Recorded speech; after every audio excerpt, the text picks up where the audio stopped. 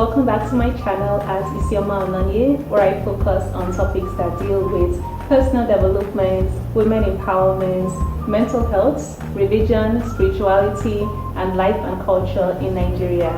So for today, we are going to focus on personal development and specifically on careers, how to become your own boss, getting in that field of entrepreneurship. This is a topic that I am very interested in, and if you're interested in being your own boss and just learning how to make money for yourself, this is going to be a very interesting conversation. So I'm excited to have you join me. Hello everybody, so we are going to be talking about the topic of entrepreneurship and how to become your own boss. And with me, I'm excited to have Mr. Ebuka Anichebe, and he is a communications expert. He's an author of the Smart Hustler Playbook, and he's also a coach on business development and entrepreneurship. So we are going to, pick his brain on everything about entrepreneurship and how you can really get to that stage where you can have your product and sell it and be making money being your own boss. So I'm really excited to have you here, sir. Nice to be here. Yes, awesome. Thank you. So we'll just get started into the conversation. I'd love to know how you got into the field of entrepreneurship. Yeah, I started as a consultant for a company called HMB Consulting, which is defunct now. HMB Consulting, and I worked for a while, and that just kind of got me interested into, oh wow, so you can go into other people's businesses and help them grow. And I like the challenge that presents. Now, bearing in mind that the kind of person I am, I get bored easily. So consulting became my natural pathway to starting a business, simply because I could work on different aspects of different people's businesses, and that keeps the boredom away. So that was my road into doing this. And then it also helped the fact that as a person, I have a very vivid imagination. So fortunately, people were willing to pay for that imagination. And so here we are today after 11 years. Nice. So you said people have a vivid imagination, they were willing to pay for that. Let us know a little bit about that. How did you get people to start really paying for your service? Okay, so the first couple of jobs were not free. I had to kind of prove myself and show myself to be worthy of that. So I remember when a company, fast food company, Drumsticks, came to Nigeria, and they opened it. My house was beside there, and I got into the place, and it was very bland. Like the colors were all off-white, milky color, and I was like, "This is supposed to be a fast food place. Oh, you need to change this." And I sat down with the manager from South Africa. I said, "We need to put in bright colors, blue, yellow, and I was giving him free consulting, and he was like, "Wow!" After about 30 minutes of me talking, he wrote down so many things, and like, people get paid for this. I'm like, yeah, well, there you go. If you want to pay me, I'll be happy to send you an invoice. But that was it. We had a good relationship afterwards. Then it really got me thinking, okay, what if you did this for a living?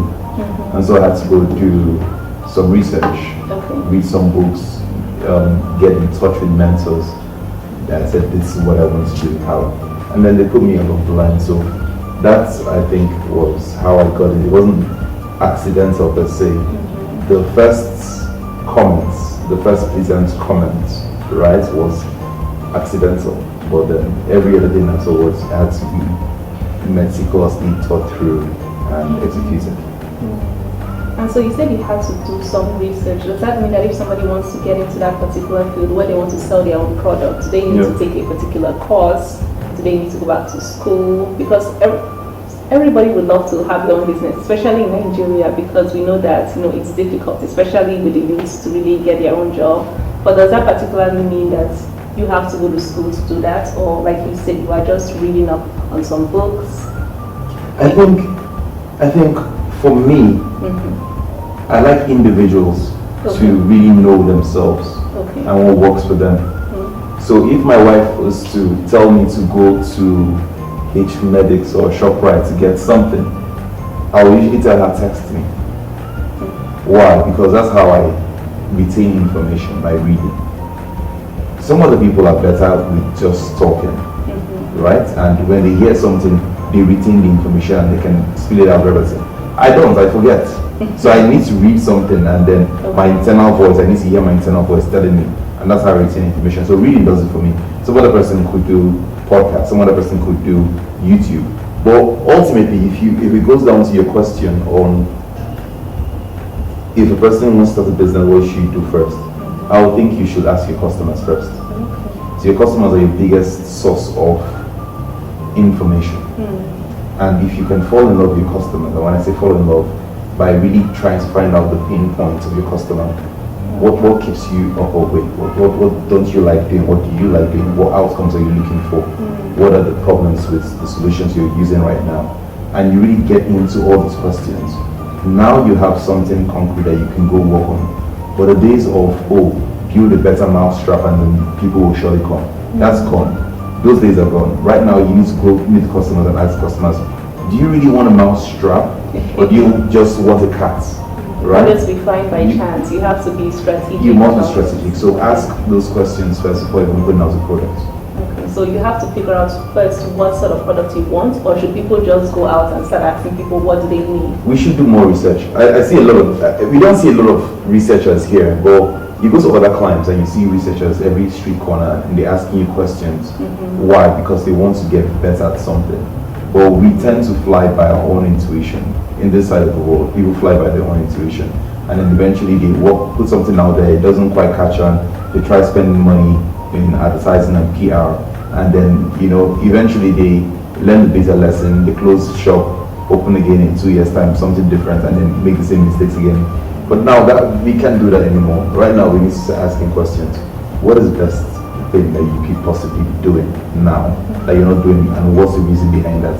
Asking those deep questions. I have a friend that spends a lot of money, millions, running into hundreds of millions in a particular product, right? And he found out that people like the product, but not as much as they would have liked him to do that product in a powder form. But he was doing it it was potatoes, and he was doing it in slice form as opposed to powder form. People wanted powder. If he had asked a question, he would never have spent money, dicing up potatoes and trying to compete with. Because it's not just about what you prefer, it's about what other people what are other people are willing to pay for. Not just what they're looking for, but what they're willing to pay for.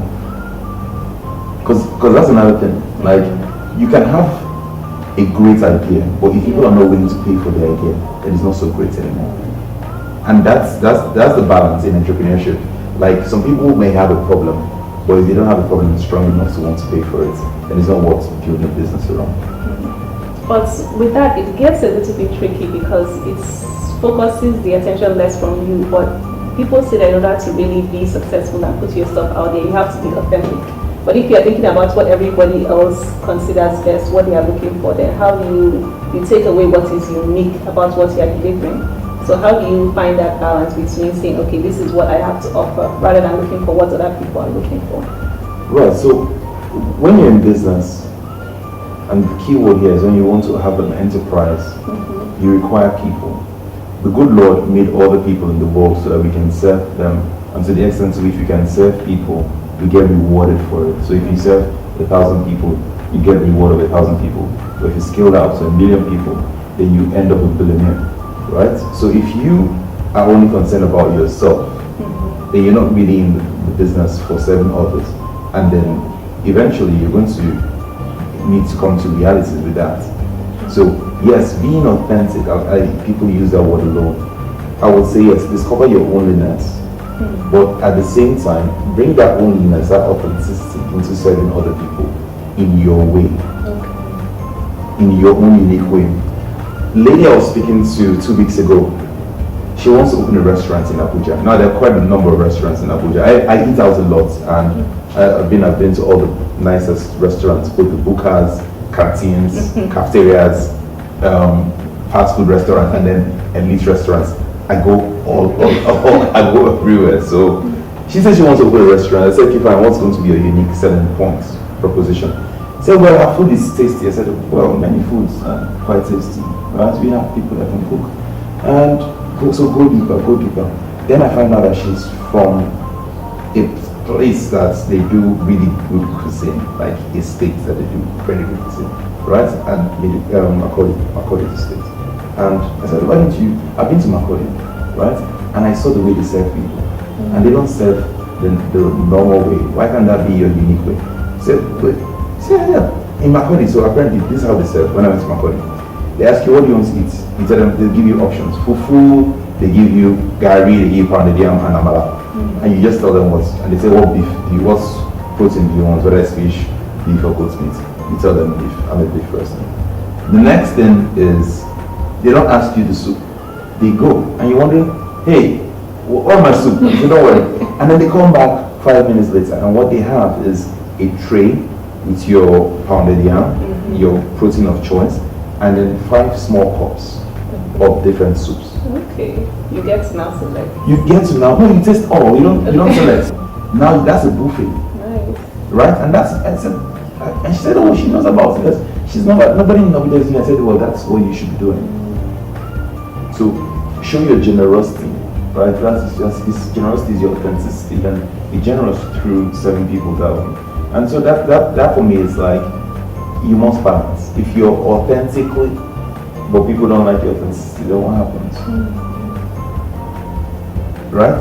What happens? You need to change to where you are. Right? So when you're in Rome, behave like the Romans. If the Romans say they like it this way, adaptability is key.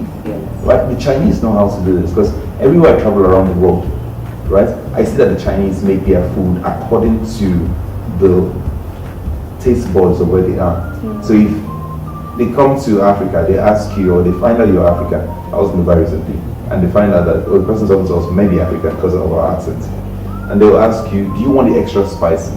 Because they know, right? They know, so they ask their questions, right? So they channel it to the taste buds. It's still being authentic. It's still Chinese food, right? But they need to make sure that they're pleasing their customer. So that's what I think. You should always be customer driven. So the focus should not just be on what you want to offer, but what is your customer looking for. Nice, thank you. So let us go specifically into talking about in Nigeria, being an entrepreneur. What are some of the challenges that you've had to walk through? Where do we start from? Because we can be here all day. Okay, so in Nigeria, the biggest challenge I think entrepreneurs are facing, I'm going to talk about today because I can't really identify where I was 10 years ago anymore, right? But where we are today is two things. We are seeing increasingly that there's a gap in skill set, right? So you're looking for someone with new modern day knowledge on new emerging technologies and platforms, and then you don't quite see quite a number of people with that skill set on coding, JavaScript, all that. You don't see quite a number of people on that, or if you see them, then they're in Lagos. So that could be a problem. That's one. So now the solution to that problem, of course, is getting virtual assistants, getting virtual employees that are working somewhere else. But then the second thing is then a question of character. So the first is competence, but the second is character, and character even matters more. We have a challenge where a lot of individuals have money stashed in bank accounts, stashed in bitcoins, and possibly even investments, treasury bills, not great investments, but just treasury bills. Why? And you ask them, why are you not in this space? Why are you not investing? And they tell you they don't have someone that they can trust. And I keep hearing that word come up so often, trust. So people have liquid cash, they see opportunities, or they are not the kind of people that would necessarily have a shop. Or they see this is an opportunity, right? I can bring in, I don't know, smartwatches. This smartwatches into Nigeria. But then they say, oh, past this level, I don't want to be selling smartwatches. But if I had somebody that can do this for me, then I would invest. But there's nobody I can trust because they've been burnt over and over again. So that becomes a problem when you have investors that don't have entrepreneurs that they can back and finance their business. That's another challenge that we have in this space today. Then outside of that, and of course the regular old problems of electricity supply, of multiple taxations, where you have different people coming to your office, and whether it's AMA comes and says that they have tenancy rates, then you have the FIRS you have to come to, then you have the local states where you're in, they have their own taxes that they come to, youth development taxes, all sorts of things. They come on board. Then rent issues also come to be, the rent is still astronomically high, and people are still asking for 2 years when businesses make their money every day. So hoping for 2 years upfront usually is too steep for people to contend with. But then again, It's finding out. In spite of it all. In spite of it all. How do you manage it? Yeah, you need to navigate. There's always a solution, right? So if you don't have money for rent, go get a virtual office, right? If you cannot afford to keep full-time staff, then get virtual assistants to help you out with this. If you don't like power supply, switch to solar. So many other ways. So it's really about just navigating it. It forces you to think. It forces you to think on your feet consistently every day. So I don't like complaining. I don't like dwelling so much on the challenges as much as finding how to overcome them. But I want to know, what was the specific challenge you actually faced that you were able to navigate? Okay, so based on the kind of work I do, I'm a business consultant, and for a lot of smaller scale businesses, SMEs, they don't pay a lot of money for. Maybe they don't see the value so much. You say, hey, Ebuka, you're just talking to me now. Just tell me now, I'm your sister, and they try to wind you up that way, and so they don't spend a lot of money on that. But the bigger businesses do. But most of the bigger businesses are in Lagos, not in Abuja. So the big businesses in Abuja are governments. But we know the way of government. There's so much nepotism, and you must know somebody. So that was my biggest challenge, breaking into from. I played around the SME space for the first 6 years, and I said, there's no way to feed my children, so I had to break into the next level. And that I needed to then realize, look, you can't change the rules of the game. So if you can't beat them, you join them.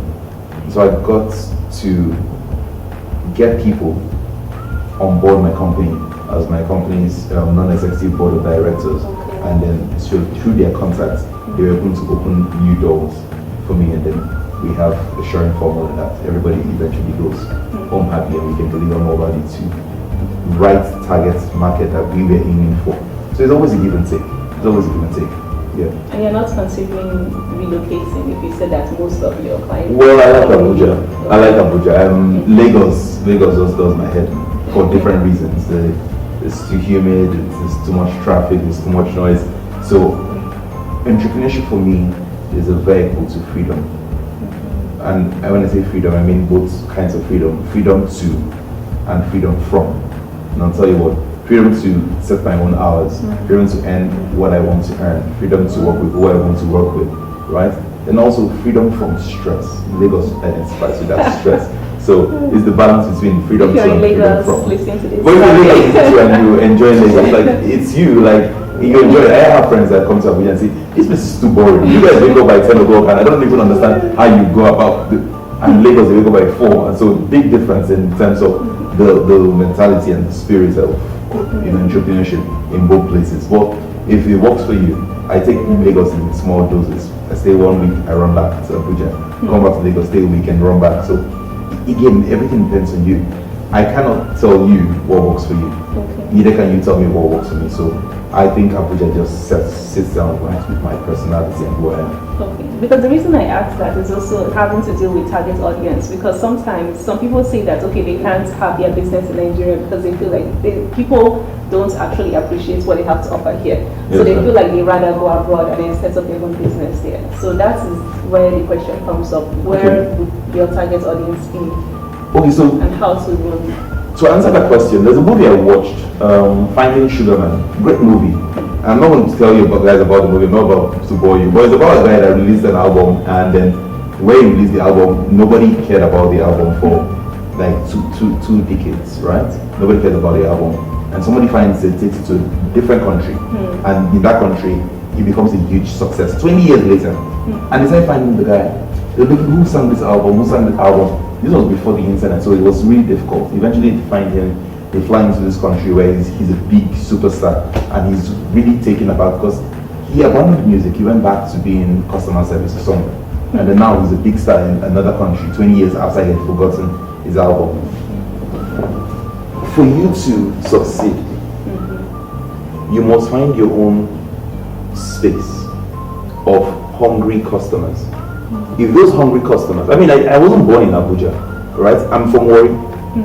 Consulting for what I do will not be, it's still not even as appreciated in Warri as this in Lagos or in Abuja. So I had to speak my space, I had to speak my battle, I had to relocate to where I felt okay, this is the kind of space, this is the kind of people I want to be dealing with, right? As opposed to, these are that kind of people. Nothing wrong with them, right? It's just that that's where they are. And if you've evolved past a certain people or level, you need to move to where you find your customers.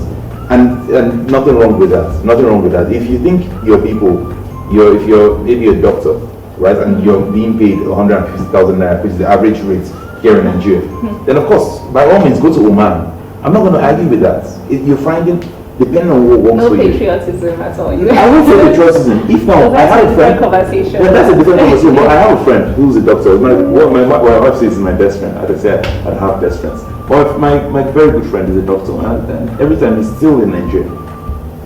And every other person I know has gone that doctor. So I keep a lot of friends that are doctors, just in case. Now this guy has gone to, he's been here. He's a trauma surgeon, great at what he does, works in the government hospital. And everybody says, you have to leave the country, but something in him. He says, if everybody lives here, then who's going to take care of these people here?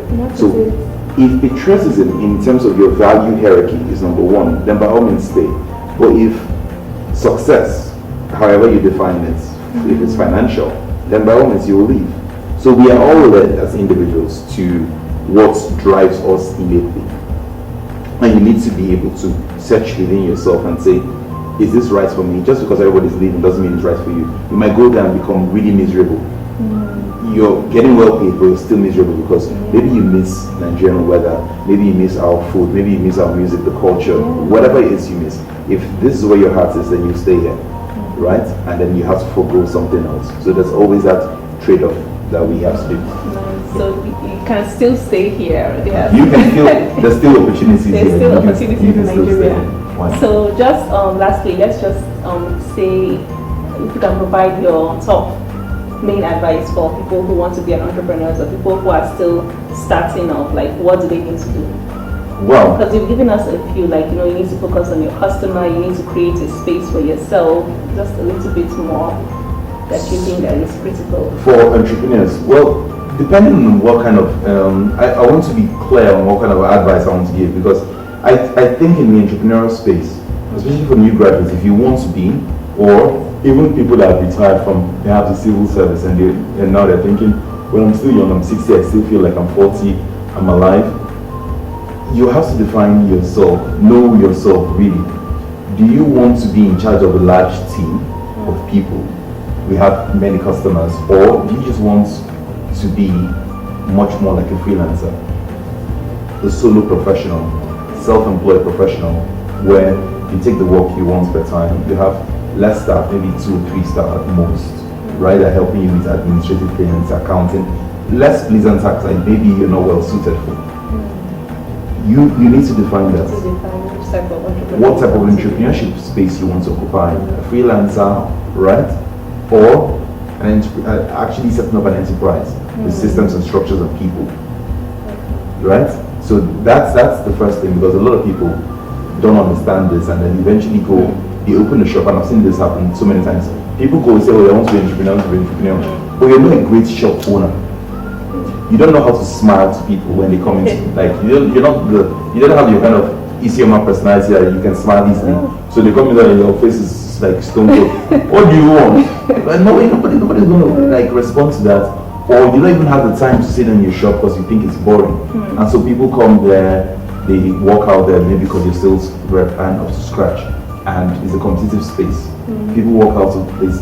After 2 years, you say, you know what? This thing is not paying the rent. You do garage sales, sell up everything and move. Without you knowing yourself, it's going to be quite hard to say what to give you just advice, right? If not, it will sound like it's run of the mill. So I like to, if you're a service-based professional, first of all, service-based professional, and you really have good knowledge, good understanding, and value you want to bring to the market, maybe as a HR professional, whatever, IT professional, whatever space you're in, how you intend to sell your services should be identical.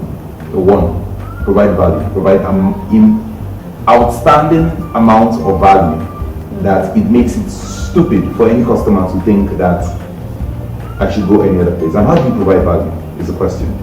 by educational marketing. Okay. Simple. So educate your people above and beyond what they even think is reasonable. Give out so much value that people look at you and say, hey, this is the person we should work with. He understands us more. Because here's the secret. If you can explain the problem better than the customer can explain it, they will assume you have a solution. Simple. So that's it. If you're a service professional. But if you're in the other space where you're selling products, different advice I'll tell you is go out of your way to find out exactly what your customers want, and do that by asking 2 questions. Number 1, ask your present customers, on a scale of 1 to 10, how would you define our services? How would you rate the quality of our services? On a scale of 1 to 10. And if they give you 7, that's fine. Now ask them the next question. What will it take to get a 10? Right? So now you turn your customers into your consultants, because now they will give you free advice on what it will take to actually get a 10. And if you can implement that, and there you go. Even though you're selling the same product that every other person is selling, they will tell you what it will take to stand out. For some, it could be really simple. Give us a drink when we come to your shop.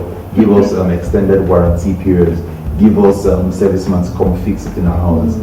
But those are the things that you can easily start doing, and nobody else understands why you have such mad traffic coming into your doors. That's what I think. Thank you. It's as simple as just picking the brains of the people around you, asking them what could be done better. Yeah. Thank you so much for taking your time to be here and let us really into the field of entrepreneurship and how to be your own boss. So if you want to get more information, you can follow Mr. Ebuka at Ask Ebuka on his social media channels and just get more of his wealth of knowledge. So thank you so much again for joining me, and I will see you on my next video. Bye for now.